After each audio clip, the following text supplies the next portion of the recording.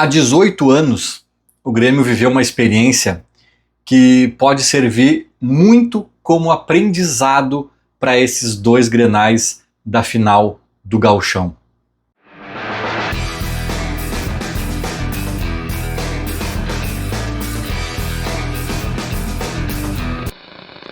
Dois jogos, dois clássicos separam o Grêmio do octacampeonato gaúcho. E assim, eu vou fazer uma análise aqui a partir de duas premissas. Uma é indiscutível, é um fato, e a outra é minha opinião. O fato: o jogo decisivo será no Beira-Rio, né? Isso muda a dinâmica da coisa, a gente tem que entender essa questão. E a minha opinião, tá? O Inter, em tese, tem um time melhor que o do Grêmio.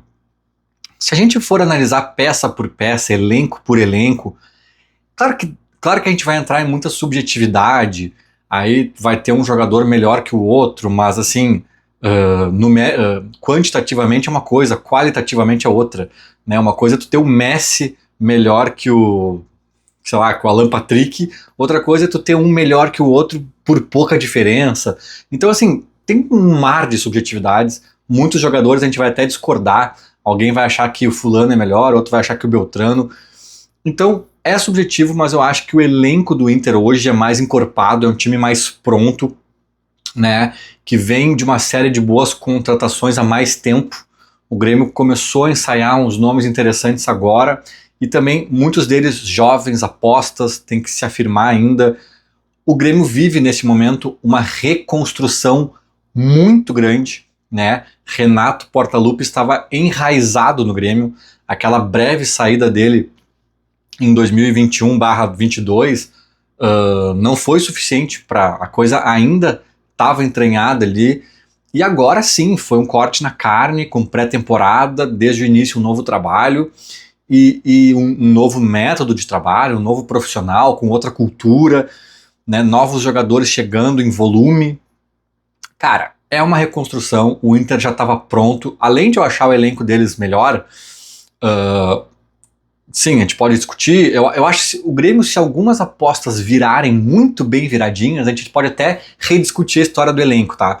Mas com o que a gente já viu hoje de concreto, eu acho que eles têm alguma vantagem nesse quesito, e principalmente no quesito estar pronto, estar mais treinado, mais entrosado, mais entendendo já o que o técnico quer, mais encaixado há mais tempo. Então o Inter teria, ou tem, em tese, essa vantagem que não é gigantesca, que não é intransponível, mas existe essa vantagem. E aí, bom, essa é a minha opinião, né? Essa é a parte subjetiva do vídeo, que o Inter tem essa vantagem do time um pouco melhor.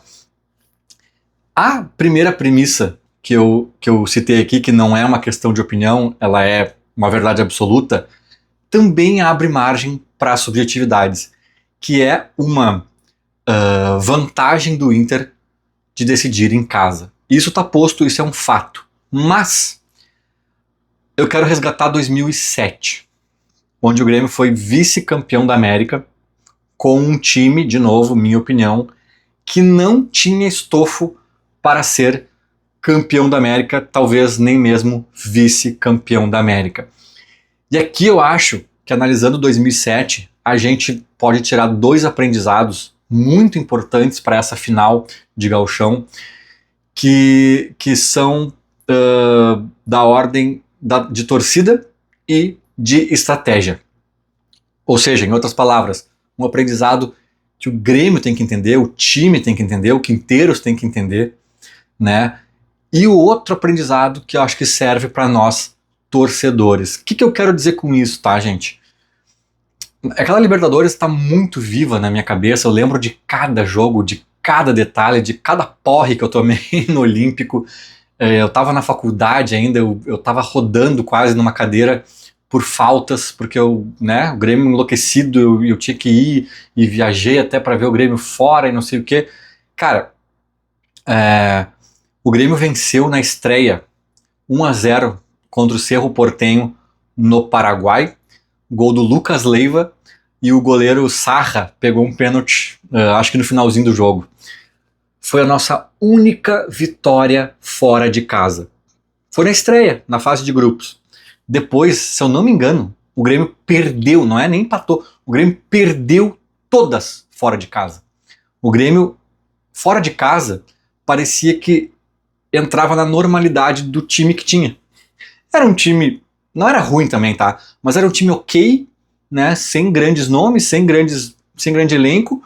Jogava fora de casa, pressionado pelo estádio, pela não sei o quê, sucumbia. Em casa, gente, foi talvez o maior ano de Olímpico que eu vivi na minha vida. Se bem que 2005 e 2006 foi incrível também. A Série B de 2005, eu acho que foi o start da coisa, assim, que a torcida pegou junto, o Olímpico foi enlouquecedor. Mas 2007 era incrível. Era incrível. Quem viveu aquilo, seja na geral, eu fui vários jogos na geral, fui outros na social, fui por tudo que é canto ali, e era incrível onde tu estivesse, né? O Olímpico pulsava, gente. Senhores de idade, crianças. Era algo assim, ó, muito impulsionado pelo 2006 do co-irmão, é verdade, né? Mas assim, o Olímpico, e também pela geral, que em 2005 incorporou e ganhou esse peso que eu falei, em 2006 o Grêmio foi vice-brasileiro, sabe? Foi uma loucura, ganhamos o Grenal lá no Beira-Rio, em 2006, com esse time que é base desse de 2007 que eu tô falando, né? Já tinha ali o Tcheco, já tinha alguns caras chegando, e na verdade a gente empatou, né, em 0-0 no Olímpico, empatou em 1-1 lá com o gol de Nuca, e fomos campeões em pleno Beira-Rio com um time muito pior que o do Inter. O Grêmio era um time de Série B voltando, ainda se remendando. O Inter foi campeão do mundo naquele ano, né? E o Grêmio ganhou no Beira-Rio a grande final. Ó, também tem um pequeno aprendizado que vem lá de 2006 ainda, né? Mas assim, o Grêmio soube jogar o jogo. O Grêmio, né, teve um escândalo de arbitragem no Olímpico com o seu Carlos Simon, sabidamente colorado, árbitro, né, que não deu um recuo, que o Kleber pegou na mão e o estádio foi abaixo e ele se fez de louco. Enfim, né? A arbitragem está aí há muito tempo aí nos mostrando algumas coisas, e as pessoas querem inverter narrativas para se defender desses episódios. Mas enfim, aliás, 2006, né? Um abraço para nossos amigos aí do Nacional que foram operados na Libertadores. Mas aqui eu tô só abrindo uns parênteses aleatório. Voltemos para 2007. Aliás, né, a gente voltou para 2006, agora vamos avançar de novo para 2007. O Grêmio estava jogando uma Libertadores com sangue nos olhos, faca entre os dentes. Essa postura fez toda a diferença para a gente chegar na final, né? Então esse primeiro aprendizado, eu acho que é da torcida. Cara, assim, ninguém me tira da cabeça que a gente conseguiu o vice-campeonato daquele ano por conta do senhor Estádio Olímpico Monumental. Foi esse camarada, esse cidadão que nos levou até a final. Não foi o Tuta com seus 100 quilos, né? Não foi o Tcheco jogando praticamente sozinho. O Tcheco já mais veterano ali, eu acho, aquela altura ele devia ter uns 30 já, pelo menos. Ele meio que sobrava tecnicamente. O Tcheco não é nenhum craque de seleção brasileira, mas ele sobrava tecnicamente, era um time muito operário, assim, o Patrício, né? Ainda os remanescentes ali da Série B, acho que o Pereira, ou era o Domingos, não, acho que era o Pereira ainda que estava ali, zagueiro, né? Então, assim, cara, era muito querer, era muito, né? Isso até pensando agora é um aprendizado para os jogadores também. Mas assim, cara, o Estádio Olímpico, a torcida do Grêmio levou o Grêmio para a final daquela Libertadores. Então assim, sábado, acho que vai ser sábado, né? O primeiro Grenal na Arena, cara. A gente tem que transformar a Arena num caldeirão, num alçapão, e ali vai ser o jogo do título. Ali vai ser o jogo do título. Né? Ali, cara, é pra gente matar o Inter. É pra sair com uma vitória, não digo confortável, que daí também, né, não dá pra exigir goleada ou algo do tipo, mas uns 2-0 já seria maravilhoso. Ali é pra matar. E eles vão precisar da gente. Vai ter que ser um barulho ensurdecedor, vai ter que ter pressão, vai ter que ter... Assim, até acho que agora o Grêmio não tem nenhum jogador muito contestado, né, no momento. Talvez o Eli, não sei se o Eli vai acabar jogando e tal, mas assim, cara, é aplaudir todo mundo, guarda tua vaia para outro momento, guarda tua insatisfação, tua ansiedade, ali é pegar junto, ali é só positividade, é só empurrar o time. Então, quem viveu aquele 2007 sabe do que eu tô falando, é pegar o time pela mão e falar assim, tu vai ser o Ronaldo por enquanto, né? Diego Souza, magrinho, jovem, voando. Diego Souza, assim, ó, esquece. Tu é mais bola que todos esses caras aqui, né? Ah, tinha o Diego Souza, eu tava já me esquecendo. Mas o Diego Souza, na época, ele também vinha mais de trás, ele não era centroavante, assim, ele era mais meia. Cara, mas assim, né? O time era bem operário, bem. O Diego Souza é uma exceção também, assim como o Tcheco. Mas assim, fora isso, cara, não tinha grandes. O Lucas Leiva tava surgindo, era um guri que muitas vezes começava no banco. Não, se bem que isso foi antes, acho que ele já tava se afirmando mais. Mas, cara, era um time bom, não era ruim, mas talvez não tinha cacife para chegar numa final de Libertadores e a torcida fez ele chegar. Então, assim, gente, quem vai na Arena no sábado é esse o espírito, né? Vejam vídeos de 2007, quem não viveu isso, e vamos entrar nessa pilha. E pro time, cara, o aprendizado, aqui eu vou me repetir um pouco, para quem assiste a vários vídeos do canal, já devem ter ouvido eu falar disso alguma vez, que eu acho que na prática, tu decidir em casa, tem só duas vantagens indiscutíveis. Duas vantagens indiscutíveis. O resto, cara, depende do teu time, do teu estilo, do que tu vai fazer na ida, como é que tu vai montar a estratégia desses duelos, porque numa dessas pode ser até melhor tu começar em casa. O Grêmio, em 2007, se tivesse pego o Boca no Olímpico primeiro, talvez a história fosse diferente, né? Agora, tem confrontos que eu consigo enxergar que foi melhor decidir em casa, sem dúvidas. Então, aí a gente já começa a entrar no mar de subjetividade. Quais são os dois pontos que eu acho que não tem subjetividade? O primeiro é uma eventual vantagem de disputar os pênaltis em casa, caso o duelo se mantenha empatado nos 180 minutos. Isso aí é vantagem, né, meu? Tu vai decidir pênaltis com pressão a favor, não contra, né? Com a torcida a favor e não contra. Não é uma grande vantagem, mas é uma vantagem. E acho que ela é meio indiscutível. A outra vantagem, cara, aí ela tem que ser diluída pela nossa estratégia, que é a seguinte: a gente tem que. O time que decide em casa sabe o que precisa. Sabe o que precisa. Cara, essa é uma vantagem que o Grêmio tem que estar atento, porque pode definir o Grenal. Se o Grêmio jogar tranquilinho na arena para fazer 1-0, de repente até o empate não é tão ruim assim, não sei o que, cara, o Inter chega no Beira-Rio com o ambiente a favor e sabendo o que precisa. O que eu quero dizer com isso? Cara, e aqui vai a parte que eu vou me repetir um pouco. Naquele mesmo 2007, o Grêmio foi campeão gaúcho contra o Juventude, né? Pegou na semifinal o Caxias. O Grêmio tomou 3-0 no Centenário, né? E o Juventude estava eliminando o Inter. A gente chegou muito perto de um caju na final do Gauchão de 2007. O Grêmio no Olímpico devolveu para o Caxias 4-0. Tomou 3 no Centenário e devolveu 4-0. O Grêmio só fez 4-0 no Caxias porque o Grêmio sabia que precisava de 4-0. O Grêmio foi para cima, montou em cima dos caras, acho que fez 3-0 ainda no primeiro tempo, né? Então assim, foi um massacre. Se fosse jogo de ida, o Grêmio ia jogar muito mais leve, muito mais tranquilinho, talvez fizesse 2-0, né? 2-1, 3-1. Então assim, gente, tu saber o que tu precisa em casa é um fator. Por isso que é importante, se tu joga primeiro em casa, tentar esticar a corda, como se for, assim, o Grêmio tem que jogar em casa como se precisasse fazer 3-0. Na minha opinião, tem que ser assim. Ah, fracassou, fez só 2-0. Tá ótimo. Tá ótimo, sabe? Mas tem que jogar com a mentalidade de, tipo, esse 0-0 nos derruba. Tem que jogar com essa mentalidade, cara. Né?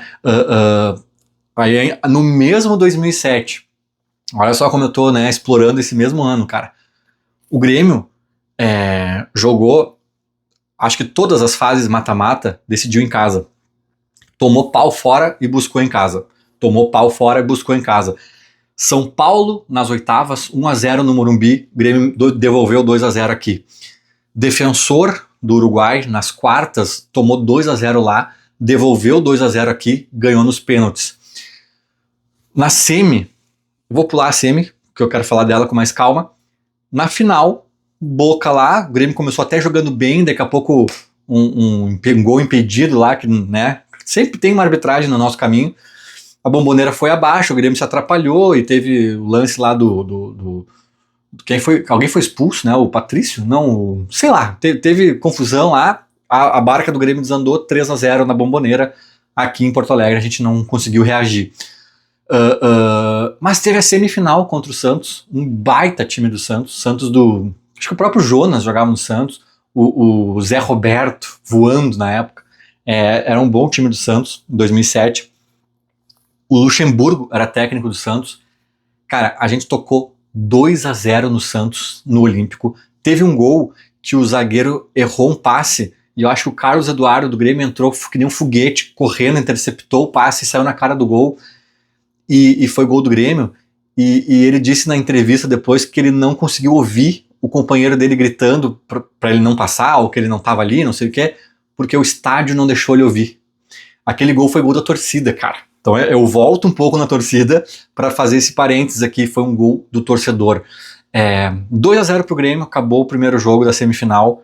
O Luxemburgo vai para a coletiva e diz o seguinte: estou feliz, estou aliviado de ter tomado 2-0 do Grêmio, porque era para ter tomado 5 ou mais, e a gente com esse placar de apenas 2-0 sai daqui vivo. Saímos vivos aqui do Olímpico. E ele estava correto, cara. Foi assim, ó, foi um dos meus maiores porres do Olímpico também. Eu cheguei em casa assim, ó.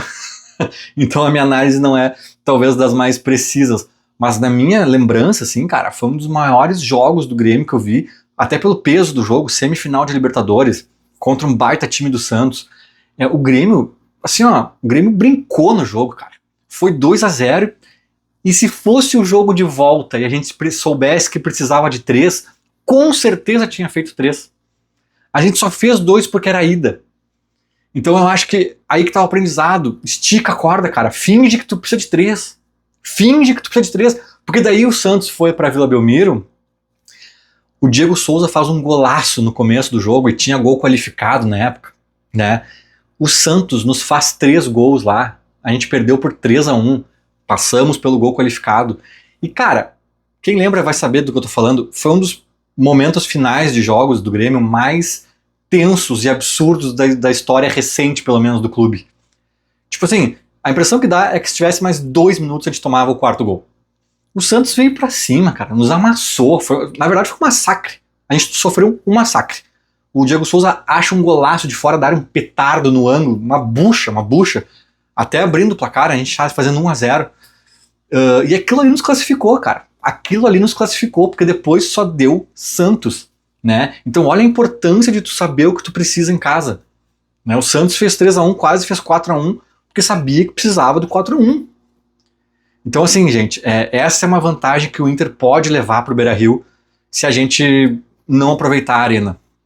A gente tem que fingir que na Arena é o jogo de volta, é a final, e a gente precisa fazer 3-0 para se classificar, sabe? E isso envolve comportamento do time, do técnico, da torcida, é cair para dentro, não é especular muito, cara, vamos para dentro desses caras, sabe? Porque depois eles jogam em casa num ambiente favorável, sabendo do que precisam, né? Acho que é mais ou menos isso. Acho que 2007 é um ano rico aí pra gente pegar vários exemplos e entender várias estratégias e, acima de tudo, se inspirar como torcedores. Vamos acompanhar durante a semana, certamente falaremos mais de Grenal por aqui. Feito, era mais ou menos isso. Falou, abraço.